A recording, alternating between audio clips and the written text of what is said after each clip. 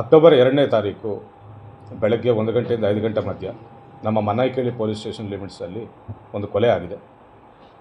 ಗಣಪತಿ ಅಂತ ಸುಮಾರು 34 ವರ್ಷದ ವ್ಯಕ್ತಿ, ಲೋಕಲ್ ಪರ್ಸನ್ ಕೊಲೆ ಆಗಿರ್ತಾನೆ.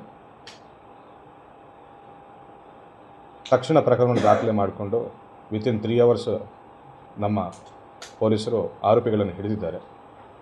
ಆರೋಪಿಗಳಲ್ಲಿ 4 ಜನರು ಮುಖ್ಯವಾಗಿ ಕೃತ್ಯದಲ್ಲಿ ಭಾಗವಹಿಸಿದ್ದಾರೆ ಅಂತ ನಮಗೆ ಮಾಹಿತಿ ಬರುತ್ತಿದೆ.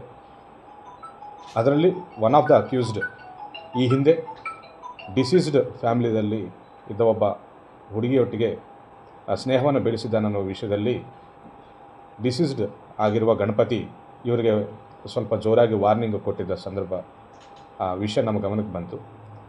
ಅದನ್ನು ಮನಸ್ಸಲ್ಲಿಟ್ಕೊಂಡು ವೈಷಮ್ಯವನ್ನು ಬೆಳೆಸ್ಕೊಂಡು ಒಂದು 3-4 ಹುಡುಗರನ್ನು ಸೇರಿಸ್ಕೊಂಡು ಕೃತ್ಯ ನಡೆದಿದ್ದ ದಿನ ಪೆಟ್ರೋಲ್ ಬಂಕ್ಗೆ ಹೋಗಿರ್ತಾರೆ ಪೆಟ್ರೋಲ್ಗೋಸ್ಕರ. ಅಲ್ಲೇ ಕೆಲಸ ಮಾಡ್ತಿರುವ ಗಣಪತಿ ಇವನನ್ನು ನೋಡಿ ಪೆಟ್ರೋಲ್ ಬಂಕಲ್ಲಿ ಸಿಗರೇಟ್ ಸೇರ್ತಾ ಇರೋದನ್ನು ಗಮನಿಸಿ ಅದನ್ನು ಸ್ಟಾಪ್ ಮಾಡೋಕ್ಕೆ ಮತ್ತೊಂದು ಸರಿ ಅವ್ರಿಗೆ ಜೋರಾಗಿ ಹೇಳ್ತಾನೆ. ಈ ಹಿಂದೆ ನಡೆದಿದ್ದ ಘಟನೆಯನ್ನು ಮನಸ್ಸಲ್ಲಿಟ್ಕೊಂಡಿದ್ದು ಮತ್ತೊಂದು ಸರಿ ಈ ರೀತಿ ಅವ್ರಿಗೆ ಜೋರಾಗಿ ಮಾತಾಡಿದ್ದಾನಂತ ಮತ್ತಷ್ಟು ವೈಷಮ್ಯವನ್ನು ಬೆಳೆಸ್ಕೊಂಡು ನೈಟ್ ಈ ವ್ಯಕ್ತಿಯನ್ನು ಫಾಲೋ ಮಾಡಿಕೊಂಡು ಸುಮಾರು ತನ್ನ ಮನೆಗೆ ಹತ್ತಿರ ಹೋಗುವ ದಾರಿಯಲ್ಲಿ ವೆಯ್ಟ್ ಮಾಡಿ ನೋಡಿ ಈ ವ್ಯಕ್ತಿಯನ್ನು ಸ್ಟಾಪ್ ಮಾಡಿ ಅಲ್ಲೇ ಒಂದು ಆಯುಧವನ್ನು, ಶಾರ್ಪ್ ವೆಪನನ್ನು ಯೂಸ್ ಮಾಡಿ ಅಲ್ಲೇ ಸ್ಪಾಟಲ್ಲಿ ಕೊಲೆ ಮಾಡಿರ್ತಾರೆ 4 ಜನರು.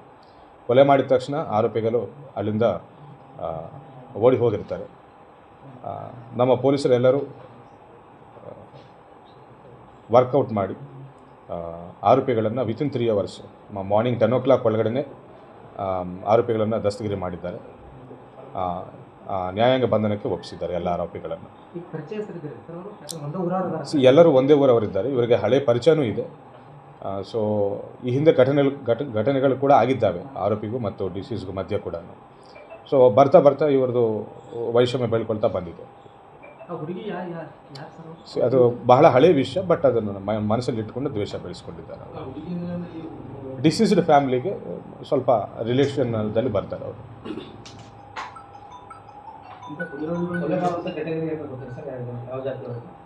ಕೊಲೆ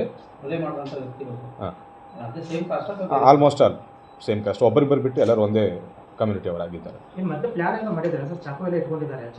ನೈಟು ಟ್ರಿಗರಿಂಗ್ ಆಗಿದೆ, ಅಲ್ಲೆಲ್ಲೇ ಪ್ರವೋಕ್ ಆಗಿದೆ. ಈ ಹಿಂದೆ ಇದ್ದ ಘಟನೆಗಳನ್ನು ಕೂಡ ಮನಸ್ಸಲ್ಲಿ ಇಟ್ಕೊಂಡು over period of just last night ಒಂದು 1 hour 2 hours ಅದನ್ನು ಎಕ್ಸಿಕ್ಯೂಟ್ ಮಾಡಿದ್ದಾರೆ ಅವರು. ಇದಕ್ಕೆ ಬಹಳಷ್ಟು ದೊಡ್ಡ ಪ್ಲ್ಯಾನಿಂಗ್ ಅದೇನೂ ಇಲ್ಲ.